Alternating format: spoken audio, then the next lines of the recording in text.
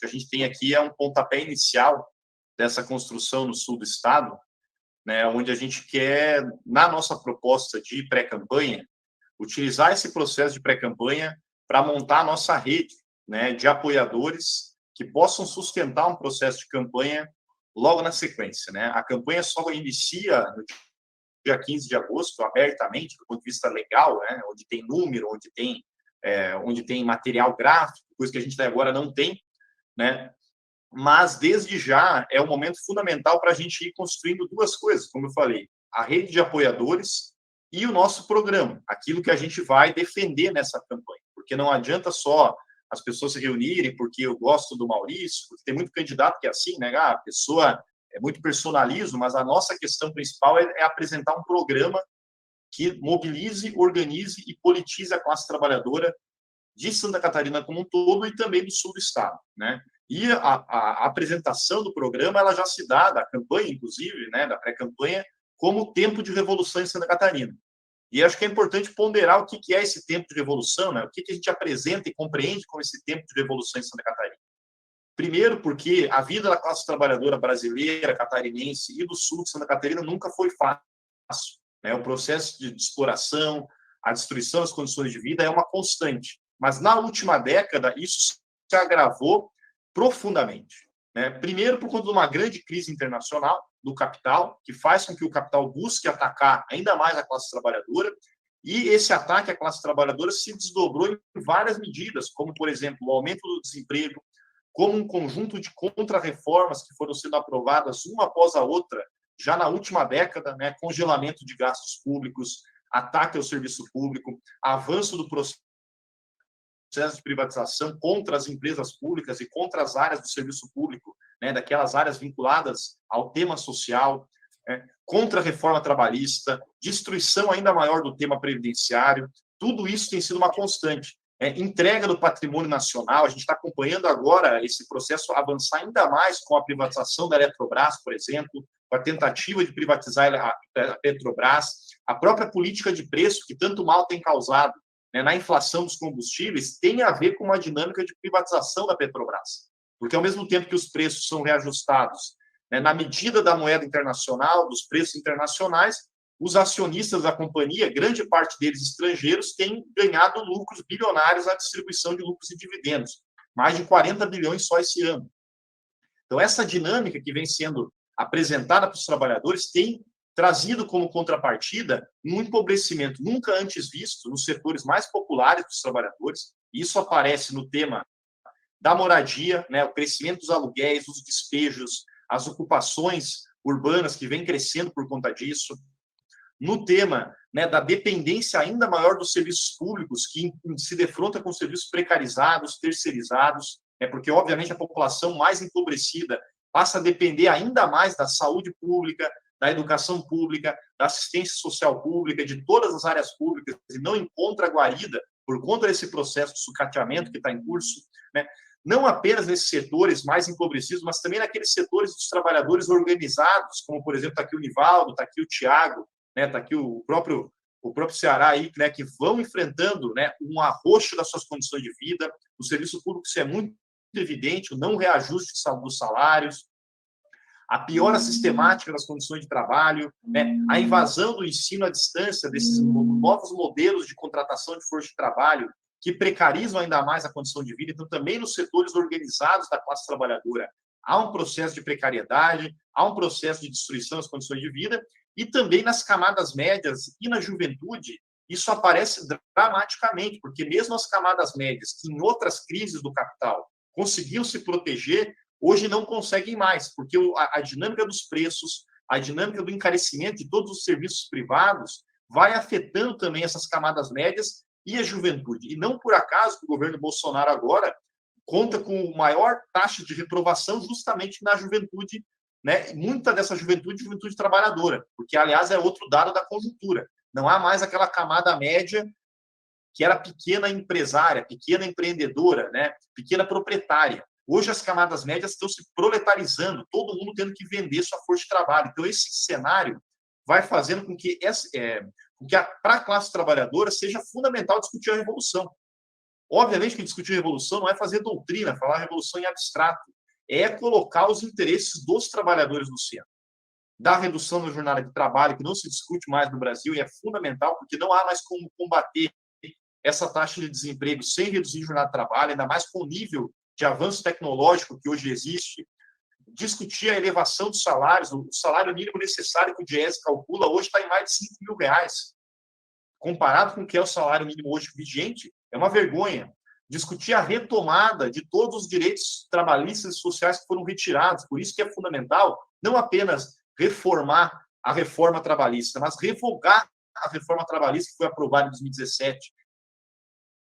Revogar a reforma previdenciária. Então, apresentar uma pauta para os trabalhadores, colocar o tema da reestatização de setores estratégicos da riqueza brasileira, que foi entregue, colocar tudo isso numa campanha para deputado federal, né, que permite a gente fazer o amplo debate sobre todas as questões que nós estamos tratando aqui. E isso é discutir revolução, é discutir o interesse imediato dos trabalhadores e compreender que, para atingir esse interesse imediato, é necessário atacar a dinâmica do grande capital que dominou a sociedade brasileira. Não é possível mais fazer essa discussão como se não houvesse luta de classe, como se não houvesse interesses antagônicos. Existem interesses antagônicos. O grande capital não tem interesse, né, em retomar os direitos dos trabalhadores. Pelo contrário, ele é um agente que sustenta qualquer governo que ataque os trabalhadores, assim como o governo Bolsonaro foi sustentado em grande medida pelo grande capital. O grande capital que em Santa Catarina abocanha 14, só nesse ano 14 bilhões em renúncias fiscais. O setor da agroindústria, né, dessa agroindústria capitalista, vinculada às cadeias internacionais de produção, que recebe subsídios gigantescos, além de explorar a classe trabalhadora, pagar salários miseráveis, né, ser campeão em adoecimento dos trabalhadores, em lesões por esforço repetitivo, mutilações, tudo aquilo que a gente sabe que acontece nesse setor, abocanha o orçamento público, né? Sucateia o orçamento público. Não é por acaso que no ano passado, aqui na reforma previdenciária aprovada pelo governo Moisés na Alesc, aqui na Assembleia Legislativa de Santa Catarina, todas as federações empresariais estiveram lá defendendo a contra-reforma previdenciária.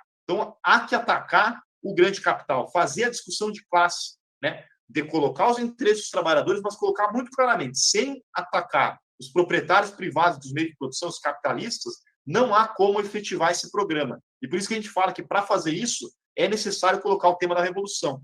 Colocar o tema da revolução também no sul do estado de Santa Catarina, que, ao contrário do que dizem, que o nosso estado é conservador, que o sul do estado é conservador, não é uma realidade, na minha avaliação, nem factual e muito menos histórica. Histórico por quê? O sul de Santa Catarina foi a região de primeiro processo de industrialização do estado, com a atividade da mineração, com os ferroviários, e, diante disso, o primeiro setor operário que pautou a luta política dos trabalhadores. Não por acaso que a luta dos operários do sul do estado de Santa Catarina, dos mineiros, dos ferroviários, teve que ser banhada em sangue em 1964. Foi a região do estado mais atacada pela ditadura militar. Vamos lembrar, por exemplo, que enfileiraram presos políticos no estádio Heriberto Wilson, ali em Criciúma, né? Reuniram todos os presos de tanta mobilização política que havia no sul do estado. O sul do estado que foi fundamental no processo de democratização do Brasil pós-ditadura.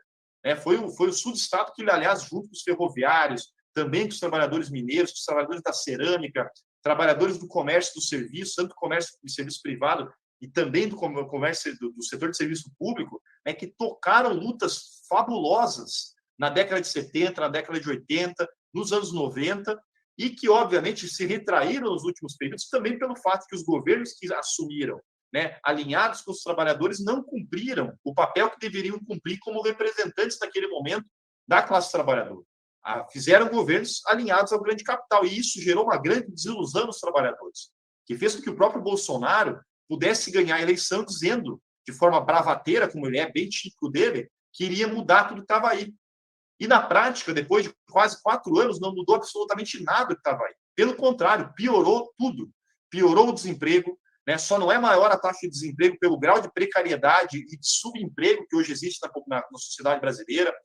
Milhões de trabalhadores na correria, e os centros urbanos aí do sul do estado, Tubarão, Criciúma, Araranguá, vivem isso cotidianamente, essa invasão do subemprego, né? É muito pior no tema da inflação, que agora explodiu no Brasil.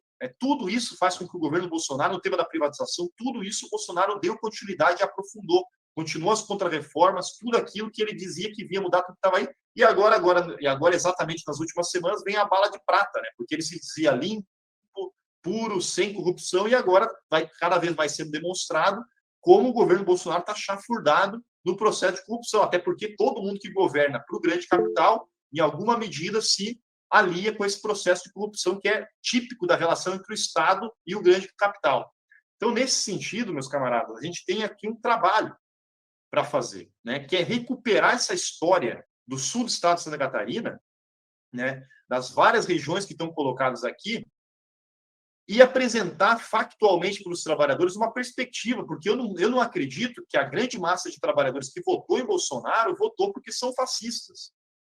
Votaram porque estavam desiludidos, porque acreditaram ingenuamente, pela fraqueza da nossa organização, enquanto classe trabalhadora, que era possível mudar tudo que estava aí com um aventureiro, bravateiro como é Bolsonaro. Eu tenho uma massa de trabalhadores, e o sul do estado, obviamente, tem muitos trabalhadores do serviço público, trabalhadores do setor privado, trabalhadores da indústria, trabalhadores do comércio, trabalhadores do serviço, que estariam abertos a uma proposta que apresentasse a defesa dos seus interesses. E é isso que a gente tem que colocar nessa eleição. Tem que ser uma eleição de caráter programático, em primeiro lugar, onde a gente aproveite desse momento, onde o fora Bolsonaro, né, se constituiu como a maior força da sociedade brasileira, para apresentar o que significa ser fora Bolsonaro. Significa fazer isso que a gente está falando aqui. Programaticamente, uma campanha que dê característica organizativa. Então, a gente também conseguir aqui, nós aqui, mais os camaradas que vão estar apoiando a nossa pré-candidatura, organizar núcleos, né, de construção da apresentação desse programa para os trabalhadores. E também uma campanha que aproveite da mobilização que vai ser gerada pelo próprio processo eleitoral para fazer esse debate. Então, é isso que a gente se propõe a fazer. E aqui hoje é um convite, então, para vocês que estão aqui presentes, para a gente debater como organizar essa pré-candidatura no sul do estado, porque nós temos intenção, né, de já a partir da metade de julho, quando eu vou estar livre do trabalho, digo assim, vou ter que tirar um período de férias, um período de vou estar me descompatibilizando, né, me afastando do trabalho, então eu vou estar livre para fazer um giro por estado. Então nós estamos propondo aqui para vocês que a gente construa uma agenda de atividades no sul do estado a partir da segunda metade de julho, né? Estamos propondo aqui que vocês participem também das nossas plenárias, que a partir da metade de julho a gente vai discutir o nosso programa. Tudo aquilo que eu falei aqui de forma genérica, discutir na concretude, discutir um programa para a educação, um programa para a seguridade social, um programa para a juventude, um programa para o trabalho, um programa para a questão de Santa Catarina, as empresas públicas de Santa Catarina, o tema do orçamento catarinense. Tudo isso a gente vai querer estar discutindo em plenárias programáticas a partir da metade de julho. E também um convite para vocês estarem ajudando a contribuir organizativamente e financeiramente com a campanha. Tem uma vaquinha virtual rodando, qualquer valor é importante para a gente garantir o autofinanciamento da nossa candidatura, que é fundamental para os trabalhadores se autofinanciem. Então, é um convite para a gente estar aqui debatendo. Gostaria mesmo de ouvir o que os camaradas pensam sobre esse processo de pré-campanha, como a gente pode construir. Óbvio que quem já está aqui, já tivemos uma conversa prévia, já são, de alguma maneira, apoiadores desse processo, né? Mas como a gente pode construir, como a gente pode potencializar em todos os setores aí que a gente tem inserção, uma campanha que já é de caráter estadualizado, porque nós, obviamente, temos uma base sólida aqui na Grande Florianópolis, pelo processo anterior de campanha, inclusive de 2020, que também começou de maneira pequena e foi ganhando corpo com a dinâmica da construção, mas a nossa ideia é, dessa base que nós temos aqui, com maior força na Grande Florianópolis, dar uma característica estadualizada para a campanha. E eu acredito que, com vários contatos que a gente já tem em várias regiões do estado, essa característica já existe como potencial e agora tem que ganhar concretude na nossa atuação organizada. Está aqui o camarada de Laguna, Grão-Pará, Araranguá, tinha mais gente de Tubarão que quer para participar, Criciúma, Uruçanga, camarada de Uruçanga. Então, a gente pode construir uma agenda robusta e começar a dar essa característica estadualizada no sul do estado, para além, obviamente, da região norte, que tivemos uma plenária ainda essa semana, e a região oeste, região do Vale do Itajaí, e o Planalto Serrano, que vão ter plenárias agora no decorrer das próximas semanas. Então, agradeço mesmo a presença de todos os camaradas aqui e fica o convite para a gente fazer esse debate de como construir essa pré-candidatura na região sul do estado.